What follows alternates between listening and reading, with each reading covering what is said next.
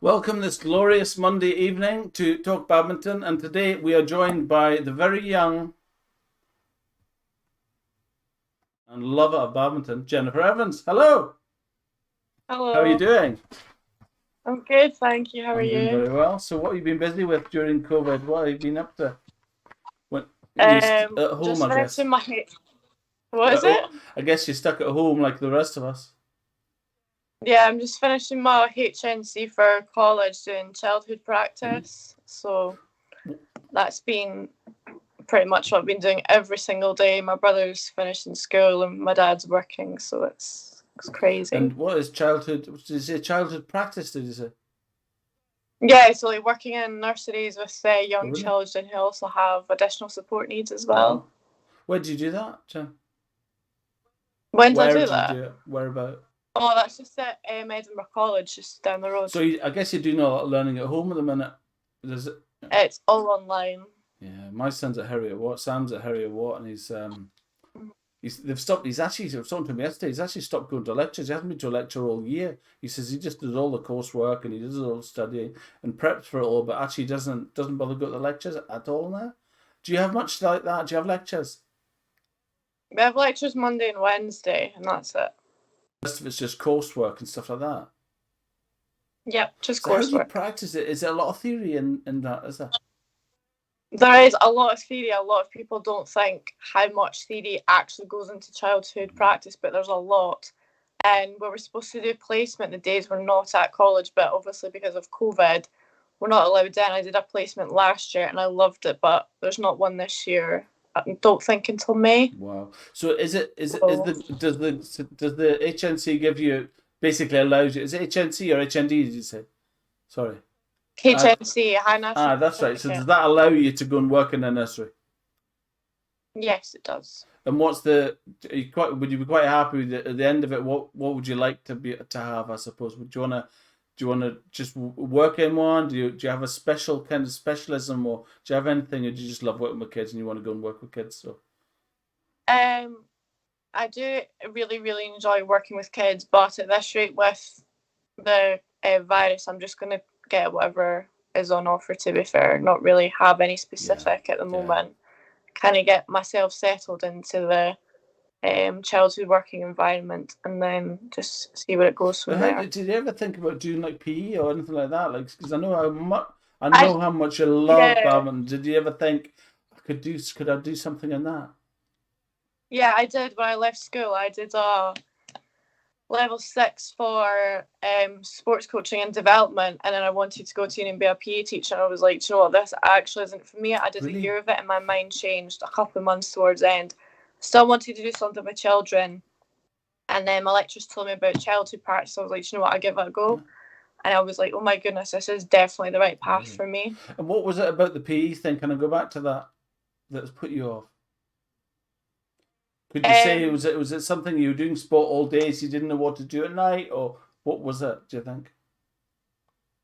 I just, I just didn't really want to see myself like, you know, being like as a PE teacher and things like that. I wanted to do something more along the lines of like much younger Right. children, so nursery and things like that. That's kind of what popped into my head. And when it comes to like, I know you're involved with coaching and stuff. What you like with young Mm-hmm. kids with that? Do you love that? Do you like bringing on young kids, or what do you think about young kids in sport and coaching? Yeah, so I think definitely for we talk about in childhood practice, we talk about child's development. So it's like their gross and fine motor skills. That's like their fingers and like the arms and things like that. Um, the first time I actually coached a wee one, I think he was 2 years old, and I was oh my gosh, my face was like a tomato. I was so red. I was so nervous, and I think there was a dozen parents watching. I was like, I'm going to muck this up. And then I was like, just relax. He was actually quite chatty and things like that. So I was like, you know what? It's actually not that bad. And I did it more. And I just kind of got to grips with how you talk to them, with a softer tone, getting down to their level, adapting to each child's skill ability and things like that. Because each child will come in with like, they're a beginner, if maybe they've been playing for like a few months or something like that. So I was like, do you know what? It's actually not that bad. And some of them are just like, they're so cute and they're Yeah. so funny. It actually makes the session better so much for me, getting to connect with someone that level as well, and bringing in my experience from the childhood practice has helped me a lot with my coaching. Yeah, I think so as well. And I think you've got to remember, I think I obviously sell printers, and we have a lot of trainees that come in. And I was chatting to somebody, a customer the other day, about screens and stuff. I started doing a lot of technical stuff. And this woman, she'd only just started in her job, and she says, "Oh, I'm really quite nervous about it." And I said, "Well," I says, "the way you've got to look at these things when you start something is no matter how little, it's amazing. Yeah, people put themselves under so much pressure, but quite often, no matter how little you think you know, you will know more than you could do something for a week, right, solid for a week, and you would know more about that subject than somebody that's just walked in the room an hour before. So what you think you're, oh my god, I'm going to make a such and such of it, I think the confidence you can have from even just like a week of trying something for a week, and all of a sudden you're like, to anybody else, you think to yourself, I'm not very good at it, but actually somebody walking in, they are a total novice, never heard of it, never thought of it before. But it's what do you do when you've got a 2-year-old? Do you hang a fishing line off it and with a shuttle on it and get them to hit it? What do you do? Well, we haven't really. I think that was only 2-year-old that I coached, because when EBA kind of put in the age limit, I think it was like 3-year-olds and things like that. It's normally, like you said, the fishing rod, and then like hand-eye coordination and balance and things like that. So walking around the court with a shuttle on the racket, like throwing them, getting that overhead technique practice. Yeah, just like egg and spoon almost with a shuttle. Yeah, exactly. And I kind of get them to do that. I like as a game, like at the end, if there's a few of them, maybe like a race making a bit of competition for a bit of fun. It's awesome, isn't it? And the kids, are you quite into that? Do you like beginners more than, when it comes to coaching, do you prefer to coach people that are total beginners, or? I think as a coach, you need to have that balance between really good players, intermediate players, and beginners. I mean, when you come as a coach, you need to be able to adapt to each session. But I think working with the wee ones it can be quite stressful. If there's a big group, but if there's just 2 or 3 of them, and they're quite friendly, it's a lot better. But if you get like that shy one, you're just kind of thinking, you need to try and get them to get into the group without kind of scaring them off. You've got to have the confidence. You've got because they're only wee. I know you've got to give them confidence. I think like kids and stuff, especially, if you don't have confidence, then if you don't give confidence, then you won't get confidence. You know what I mean? When if you're kind of a bit like that, then it definitely they see it. They can they react on it. So. Yeah, I think what I found when I started coaching. One boy on a Thursday that came in with his mum and dad, and I went over because I was the first coach in the hall. I was thinking, I'm going to get this group tonight, and I went over and I kind of introduced myself. I went down to his level, so I kind of crouched down, so I was like high level with him, and that's what kids find a lot better rather than just standing and going like that with them, because I can find that quite scary. I introduced myself and asked like what his name was, and then by the time the other kids came in, he was like, like raring to go and things like that. So I think making that first step and that introduction is huge with young kids, new children as well. I don't think a lot of people would think of that. No, definitely not. I think a lot of coaches wouldn't think like that. They would just treat them as if they're adults and that kind of thing. And it does make such a difference to, as you say, just that thing as a psychology. Do you learn that at college? About the psychology of that kind of thing? Yeah, we're actually doing psychological modules just now and things like that. So it's new. I did some of it with my sports coaching last year, and the child development and the sports coaching is actually tying in very well from my career in childcare and my coaching at badminton. So it's working very well. And the tone as well. The tone's important as well, is it? Yeah, so if you got say like a 3-year-old girl that's coming in and she's like really, really shy and she's standing behind her dad's leg, like poking her head down the corner, say like, oh, who's looking at me there? It's it's a really, really soft tone, like introducing yourself and letting her come to you, not you going to her, just because if you go to her you can intimidate her. But if she comes over and she's taking that first step, then she's kind of easing into the conversation and the session with you. Brilliant, isn't it? Good, let's go on with some questions. So your full name? Jennifer Evans. Jennifer Evans. and you are the daughter of my good friend Alan Evans, who I think he wasn't the Yes. first person I interviewed. I actually feel a bit guilty for Alan because I interviewed him, and his interview only lasted 20 minutes. And he said to me, "Is that it?" I remember him at the end of it saying, "Is that it? I've got so much more I want to talk about. I've got so much more." And I was like, yeah. It's a difficult thing, you know. I find it best to interview somebody I don't know, really. And the problem I've Yeah. got is when you know somebody, and like, see the questionnaire obviously sent you through with all the questions. Like I said to you before, I don't listen to it. It's just about getting you thinking about the questions that's going to come. For me, it's actually a Yeah. bad thing to know what the answers are because you Yeah. lose the general curiosity of meeting someone and not knowing X, Y, and Z. I don't really want to know what the answers are. I just want to know that you've thought about them. So when I'm talking to you, it's not Yeah. something that's yeah. And your age, Jen, is it? Does I'm anybody call you 20 years Jenny? old. If you do, then you're gonna get my bad side. I don't like Jenny. Really? Why? Why is that? It's not a name that suits me. I don't know. It's Jen or Jennifer. Some people call me Jevons because that's my Is it nickname. Jevons? Is that right? Yeah, because my name's Jennifer Obviously. Evans, so people call me Jevons. Jevons. I'm gonna start calling you Jenny just for the hell of it. No, I don't. And your home area of you know, were you born in Bonnyrigg? Have they lived there all in Bonnyrigg? You've lived all the time. Yeah. Do you like it? Yeah, it's alright. I've got a quite good few friends out here, and obviously my college is just a 5-minute drive, so it's my school's not out here. It's a school in Edinburgh, so that was quite a trek in the morning for me. Yeah, that's right. And the I was going to say it wasn't. Yeah, and the train line came to you quite recently, didn't it? Yeah. We're just next to S Bank Railway, and it goes all the way down to Tweedbank. So. Do you ever go into town with that? Yeah, I do. Yeah, How it's good just is that? 15-20 minutes on the I train. think it's really good for a night out, to be honest with you. Yeah, definitely. Good. Brothers and sisters, I know you've got Andrew. Yes, I And do. he's a keen player as well. I know that. He was. He doesn't I know. play anymore. No. At all. No. I know he's mad on golf. Obviously, that's the thing, isn't it? It'll maybe come back.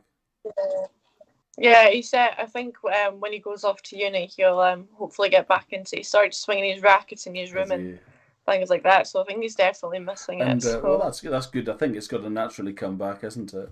And do you remember how old you were when you first played, Jen? Oh my goodness, I was in primary 7, so maybe 12, I think. And obviously, your dad's been a player for a long time, right? Yeah. So how did you get in? How did you start playing? Do you remember the first time you went? First time I won. No, you went. The first time you played. Oh, I went for it. I was at my local club. Unfortunately, it no longer exists. Lastwood's Badminton Club. It was run by Pauline and Robin on a Saturday morning.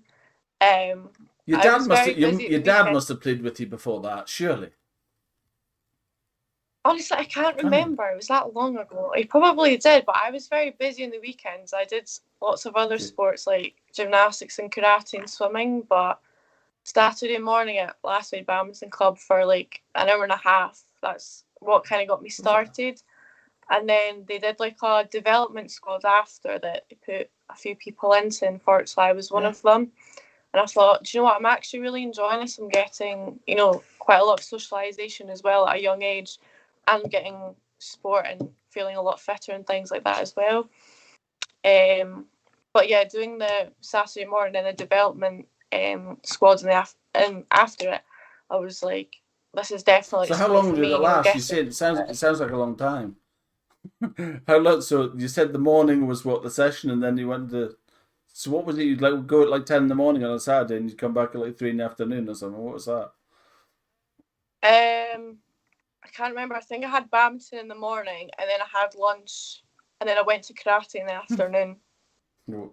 So, and then I had gymnastics on the Sunday morning for like 2 or 3 hours. Well, but tell me, what you were saying about the development thing after the badminton, what was that like? So you played first of all in like a club thing, and then you got coached after it. Yeah, I think that was more for people that they saw that were kind of like getting better and improving and things Who like took that. that? Sorry. So, her name was Pauline, and then there was Robin as well. Do you still know them? Or? Do you still know Pardon? them? No, I don't know them. The club stopped a few years ago, actually. Oh, that's a shame. That was very handy for you. Was that local wise? Yeah, it was just at the local high school. And what were they like as coaches? There were a couple, were there? No, I think it was Pauline and her son Robin. Right, okay. I think he was the son. Yeah, but they were lovely. They were really, really friendly, and always wanted you to do your best, and helped you when you needed help. So. And who did you play with? Who were who do you know any? Do you know anybody that plays now that was there as well? No. No. I don't. I think they've all probably stopped. There was 2 girls that I went with that I was in primary school with, but I think they stopped when they went into high school, and obviously I continued to play when I was in high school. And tell me after that then. So after that last week, where did you go after that to play? And how long did you go there for as well? Maybe a year or 2. Right. And then when I went to George Watson's for high school, that's when I started to take it more seriously. We would do kind of a social club thing on a Friday where anybody could come along. And I got into the school team, so I played right through to 6th year. We did team practice on a Monday, and then matches were normally Tuesday, Thursday, and then the occasional matches Friday. Against who?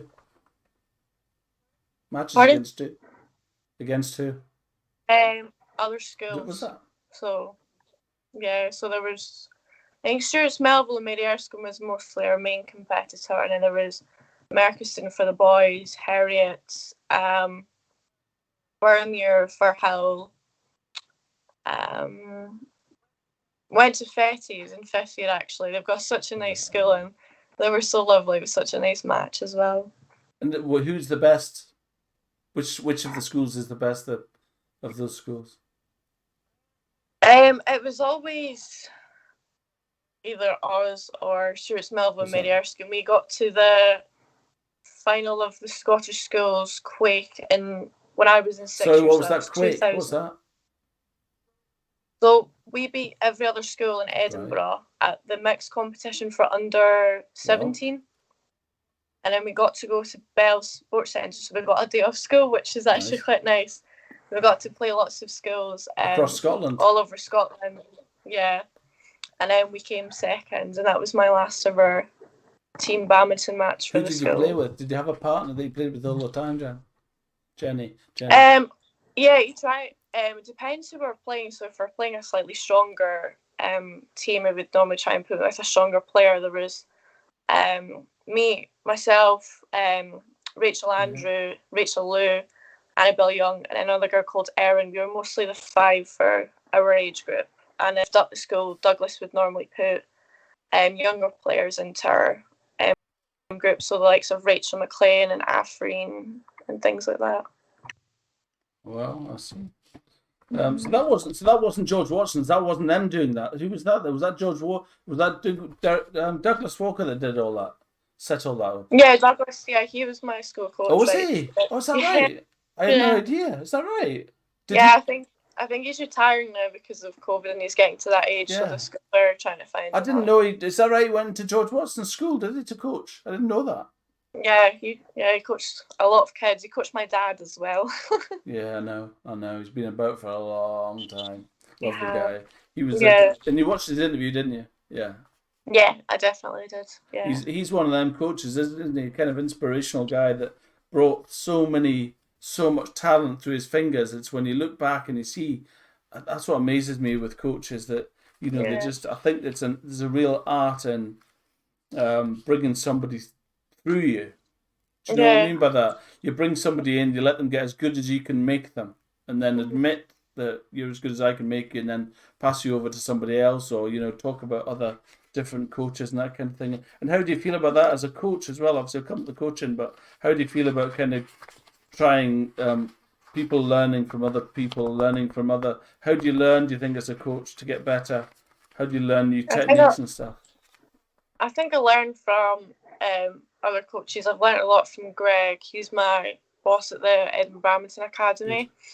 I've learned a lot from him, but over time, I've learnt a lot from myself and the way that I coach. So if I go into a session, I've got a group of boys and, we're working on something. I'll come in that session, I'll say, this went really well today, I'm going to use this next time, and this didn't go so well, so I'm going to change that for next Brilliant. time. And do you learn? Do you look at different things of different techniques and different drills and different? How do you learn that, or do you just know, or what do you do with that? Well, I've done a lot of badminton qualifications. I've actually got my level 1 plus, Wow. so I had to go through a lot of qualifications. I got my badminton basics when I was 17 years old. I did it with Peter Sawkins, the boy that won Oh yeah, Great the British Bake Off. Bake Off. Yeah, did you? Yeah. So that's kind of where it started, and that's where I really started to take my coaching seriously. I had David Cunningham Senior. Oh yeah. Not sure if you're Yeah, familiar. he did my introduction, I think. He was the guy that did the Yeah. Olympics torch or something, didn't he? There was something about that. I'm sure he did. Yeah. He gave me this it's like the Bible to like badminton coaching. It was the most amazing thing I've ever seen for badminton. I was like, it's got everything that I needed in it for my level 1 and level 1 plus. I just looked at it and took it into my session. I was like, this is the way forward. And I think I've got that book. I think I've got that book. Hold on. Yeah. Hold on. Okay.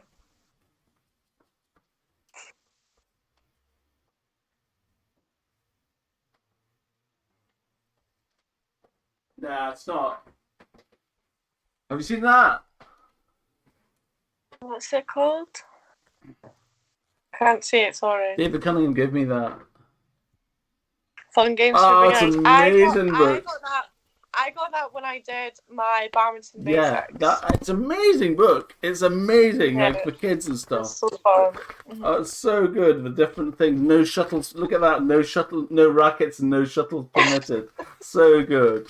And it's all like it's all like serving into hula hoops. Hula hoops? Are they crisps? They are crisps. Serving into hoops and stuff like that. No racket. Yeah. Look at that. Caution, rackets and shuttles are required. It's so good. Look, it's just such a stupid little book, but it's just amazing. I think it's so well. Yeah. So it's literally is. I mean, I did some kids coaching in Peebles, just to start it off, and I quite enjoyed it actually. But I don't know. It's a big. It's not for everybody. I don't think it's. I enjoyed it, but yeah. I don't know. I guess it's time, isn't it, with these things? Okay, let's gonna get back to the questions. So that's where you started playing. Your first racket? It was a Carlton racket. It was about 25 years old. Older than you then? No problem. Yeah, definitely. No, I had that I actually played my first school badminton match with that. And I was new to the school, and I was so nervous. There was lots of like big seniors around me, and the school came in. You see a look in my face. I was like, I really hope that I don't muck this up for, the sake of the school, the sake of the team, and Douglas was just like, just relax, play your game. You'll be fine. I was actually like, do you know what? This isn't actually too bad. So, and I just got more confident as the years went on and got more rackets. So. And then, okay, we're going to go on to the next question. What was the name of your first club? I've got that. What was the hall like in Last Wade? Was it a low ceiling thing, or what was it like? Oh, that was in the old building. It was quite a high ceiling. I think they did trampolining in there as well. It was a very high ceiling. It was orange lights as well. Oh God. Orange lights and yellow plastic shuttles. Yeah. Not the best combination. Oh, with the yellow. You've answered the next question. Yellow plastics. I was looking at Sainsbury's. They sell shuttles now. Those yellow plastic ones. Carlton yellow plastic shuttles. They sell them in Sainsbury's now. I think they sell them in Sports Directs as well. Do they? A yellow hall with yellow shuttles. Could it get any worse? Yeah. So who was your first ever coach? That would be Pauline and Robin. Do you think were they your first coaches, or was it Douglas Walker? Yeah, I think that's Robin and Pauline. They were the ones that kind of got me started, but after that it was Douglas at school. What did they teach you, Pauline and Robin? What did they teach you to think? How to hold the racket and your coordination? Or had your dad already showed you that, or was he playing at that time? Or they didn't really show me, the proper grip. I developed a really bad panhandle grip that it took me absolutely years to get rid of. but I have got rid of it now, and I'm so thankful because I play so much better. But I never really You got should play taught the tennis. proper You grip. should play tennis. You're meant to use a panhandle grip in tennis. I don't. I played tennis at school, and I'm just so bad Yeah, at me it. too. But I do like it. Well, I think I like any I like any racket sports. I like squash. I like tennis, and yeah. So I think it's just when you couldn't do any. Yeah, when you couldn't do anything indoors, one of the first thing I did was took to tennis, but I'm rubbish at it. Just even Yeah. keeping the ball, not just like within the court, within the 400 meters over the fence. You know, you're up full hard. You know, your arms straight in badminton, isn't it? It's like that. You know, tennis Yeah. is like this, and it's such an unnatural thing. When do you ever hold a badminton racket like that? You know, they say you should hit a tennis ball with a palm, as if you're hitting the ball with the palm of your hand. It's so frustrating, but I do like it. I do on a sunny day going out and playing tennis outside. It's calm and it's sunny. It's so nice. And serving's one thing I can do. And my serve is actually, I have to say, is awesome. But if somebody gets it back, I'm absolutely fucked. So there's my pardon my French. Coached. Do you remember your first ever tournament and trophy? I remember my first tournament. I didn't win a trophy. It was a EBA bronze tournament at the old Meadowbank Stadium. Oh, yeah. I was 16 years old. I played doubles with Kim Zhu, that's just left Heriots, and I played mixed with Lewis Rayburn. Oh yeah, okay. Now I like Lewis. Yeah, I played 14 matches that day. I was there from 9 o'clock in the morning till 7 at night. I won 2 medals. I was knackered. How good is that? How good is a day? I just love that. I just love that growing up.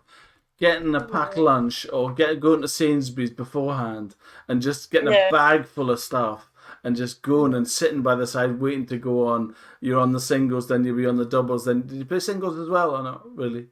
No, I played one singles match at school in a school match. Unfortunately, I went with my ankle and damaged my ligaments. And that psychological thought in my head is like, just don't play singles ever again.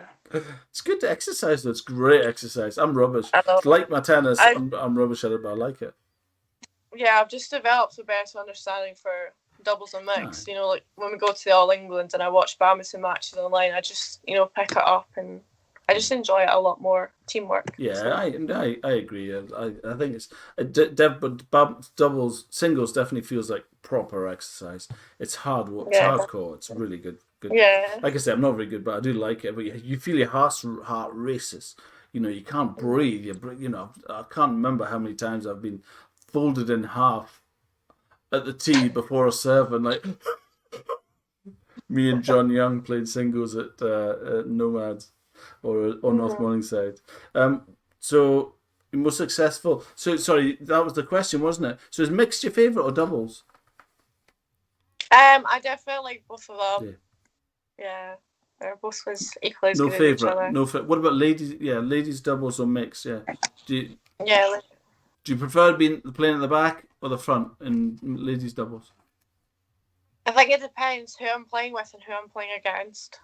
I always kind of work out tactically. I played an EBA bronze tournament in 2019. I've got a doubles partner from Wales. Oh, really? Who's she? She plays singles and doubles, but she was a lot stronger at the back, so she was at the back doing all the running about. Who was that? What's her name? Can you tell me? Jasmine. Jasmine, good. Shout out. Okay, let's talk about now. So tell me about your the clubs. You don't really play in any clubs now, do you? What do you play in a club? What do you play? I play at the academy, Edinburgh Badminton Academy. Do they have an actual club? I know they do coaching, but I didn't know they actually had an actual club, like a night where they go and play. Is there nights, is there? They do on a Sunday night. They can do from 7 till 10:30 at Crags. Yeah. They do a bit of coaching there, and just after that, it's just like lots of fun socialising games. And is there none through the week at all? No, it's mostly coaching during the week because that's Greg and Britt's business. That's coaching business. Yeah, I understand. How often do you play? Yeah, how often do you play? Maybe 2-3 times a week. I think coaching is definitely taking a priority, but when I'm not coaching, I can try and play as much as I can, even if it's just getting a court with my dad. Just to kind of sharpen up. Do you miss the play when you're just coaching all the time? Do you miss play, or do you get a chance to play when you coach, or not really? I think when we're coaching a group and there's two groups that are kind of the same level, we'll put them together. We'll sort of play like beat the coach or around the world or like hospital. So I know it's not the same as like my sort of like playing, but it's still good to play with them as well. Yeah, I definitely think so. I think it's what we do and what you love about it, and how I guess people, I think as a coach, people probably want to play against you and beat you. At certain times, you must get people saying, "I wonder if I can beat you." You must get that all the time, do you? Some of the youngsters could be quite funny. They're always like jumping on the court. It's like, right, I'm going to play you singles. I'm going to try and beat you this time. So yeah, good. Okay. But I think as a coach, like you've got to let them, try and beat you sometimes. So they get the benefit out of it as well. It's not very fair to just like be the coach all the time. You've got to swap it up and let other juniors play other juniors. Yeah, for sure. Mm-hmm. So okay, here we are. What's your current favourite racket? Your current racket? Jet Speed 12, bright pink. Jet Speed 12. Do you know what tension the strings are? Do you know? If you don't know, it doesn't matter. 27, I think. 27. I'm actually more interested to see if you know and if you're bothered more than anything. It's 27, but my strings are BG65. Oh, the BG65, good. Are you into the detail, Jen? The DCL? The detail. Do you like the detail? Do you like the tech? Do you like... Oh, the detail, yeah, sorry. Yeah, I definitely do. Yeah. And is there a racket do you love your racket that you've got now, or is there another one you think, oh, I wish I had that, or what's that like? The Jet Speed 12, I've had that for quite a few years now. Really, it's not too heavy, but it's heavy enough for me. I used to have the Leon Day Brave Sword. Right, yeah. That was my second racket, but that was just too light for me. So this one's a little bit heavier, and it's working really well for me at the moment. Yeah, good. And I think singles rackets my singles racket's a bit heavier actually. And so can you change rackets? So have you got in your bag? Would you have two different rackets?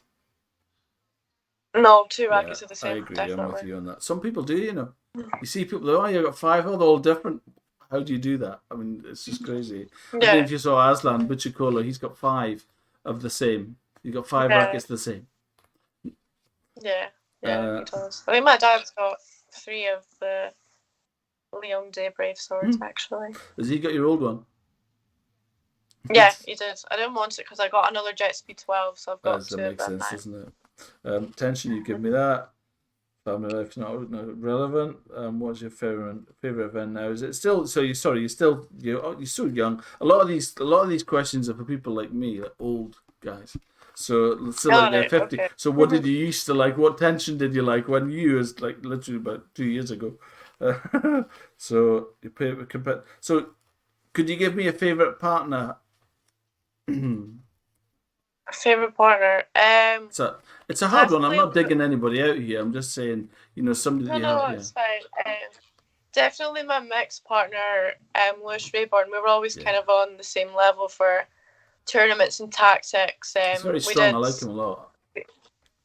Yeah, we did speak very tactically between games and things like that. Who were finding out we're playing next. It's like, right, we're going to do this, and like if that didn't work, what can we do differently? We always had really good communication on the court, a good understanding of, covering each other and where to be on the court and things like that. So you obviously, I think what I remember about play, I haven't played you very much, but what I do remember, you've got a very good defensive smash because I suspect your dad's been smashing at you quite a lot. Yeah, I've definitely been working on my defense quite a lot over the past few months, obviously, before lockdown started, but I think with the defence in badminton, it's not just about getting it back, it's getting it back with interest, as Jill Clark would say. So, obviously that turning defence into attack and stepping forward. I like that. I remember the shot that you've got, which is, I remember smashing at you, and I think I played with you one time. I think it's the cross-court drive. You actually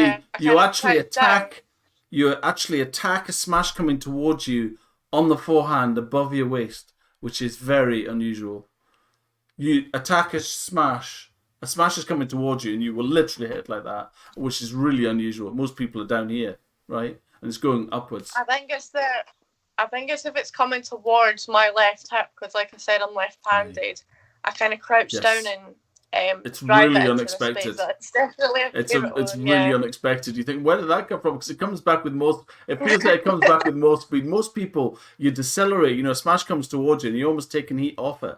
But you seem to. It seemed to turn around somehow. It's just bonkers. £27. That's quite interesting. That's why that tension. That's why that comes back so fast, I guess. Are you a very competitive person? Do you get quite angry, Jen? I think when you are like really like into a game and you really want to win, I think I can get quite competitive. But I think I try not to let my competitiveness get the better of me. Just kind of take it each point as it comes. And yeah, it's good. And do you have anybody that's I'll finish it. I've got one last question about this, but I'm interested to know who you think. Is there anybody that you would attribute your love and passion for badminton to? Is there anybody that you think I only love it because of him, or was it initially was it when you go back, is it Pauline and Robin that got you into it? And if you'd went and you didn't like it, you probably wouldn't have went back again. So they've got to be part of it. But is there anybody that kind of that you would say that guy really, really, really helped me? My dad. Really? Yeah, I think he's like. He used to like take me to training and would have like fun even. In the summer when I was younger, just even hitting the shuttle back and forward, taking me to matches, watching me at some tournaments when I was younger, taking me to a tournament that I played for Edinburgh when I was younger. It was the senior inter area. I had my 5th year, my 6th year Christmas ball the night before, and I got in at stupid o'clock in the morning. I was knackered, but my dad drove me there. I was sleeping in the car and I managed to power through the day. I don't know how, and he was, watching me. I played doubles with Afreen Khan from school and then mixed with Stuart Sims from Mary Erskine, and he was there like cheering us on. I was like, he's actually getting me through this. I literally couldn't have done it without him. So. And the last question is, what is it about badminton that you love so much compared to other sports? If you've done other sports, what do you think about badminton can you put that in a fag packet? What you think of badminton? I don't think there's one specific thing about badminton that I love. I think it's the fitness is incredibly good for, like I said, your fitness. Anybody that's starting, if you're beginner, intermediate, or if when you're an expert, you can go on the court and burn like loads and loads of calories just like running about. Social aspect, I've met so many good friends that I'll probably stay friends with for years and things like that through my coaching. Goodness. I think the mentality of it as well, helping people with their mental health, obviously that's been a big thing through lockdown. It's just kind of something to focus on and take your mind off of like work or whatever's going on. Just the excitement of it. I think it's just a really exciting sport to start with, and it's just so much fun as well. How do you feel about getting beat? Do you get very, very down about getting beat, or does it bother you? No, I don't. It doesn't bother me at all. I mean, if you when you lose, you learn from it. Yes, true. I agree with you completely. I mean, if you look at Lee Chong-wei, he never won an Olympic gold medal. He never won a world championship gold medal. He was always like second or third, but he was always coming into those tournaments trying his best, and he's like one of the top players in the world that everybody will remember for forever. Absolutely right. That's great. Thank you very much. Thank you for your time on this Monday night. We started in the light and we've ended in the dark. Oh my goodness, no, it's pitch black outside. I don't know how long we've been talking for. I'll tell you, we've been talking for 40 minutes. That's incredible. Perfect timing. That's brilliant. Thank you very much for your time and have a great evening. Thank you, Jen. That's great. You'll see you online. Bye.